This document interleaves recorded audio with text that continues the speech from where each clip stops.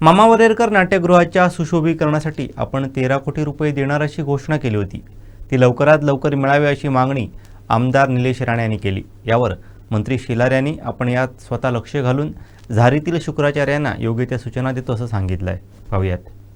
मामा वरेरकर हॉलसाठी आपण जे काही 13 कोटी रुपये आपण द्यायला मान्य केले होते ते कृपया करून आपल्या अधिकाऱ्यांशी आपल्या सचिवांशी माझं बोलणं झालं आणि त्यांचं म्हणणं असं होतं की कुठेतरी टेक्निकल अडचण येते आहे आणि सन्मान्य आशिष शेलार साहेब असेपर्यंत कुठलीच टेक्निकल अडचण येणार नाही असं मी त्यांना सांगितलं। तर कृपया करून आपण आपल्या सचिवांशी एकदा बोलून घ्यावं। नाट्यगृह या बाबतीमध्ये सुद्धा आग्रह सगळ्या मंडळींनी धरला, आपण सुद्धा धरला। निलेशजी, हा या तालुक्याचा या जिल्ह्याचा अधिकार आहे। झारीतले जो कोणी शुक्राचार्य असतील त्यांना मी माझ्या पद्धतीने डील करीन, नाहीतर सांगेन राणे साहेब डील केलं तर भारी पडेल। आणि म्हणून ते काम नीट करतील अशी अपेक्षा आणि ते सुद्धा आपण मार्ग काढू।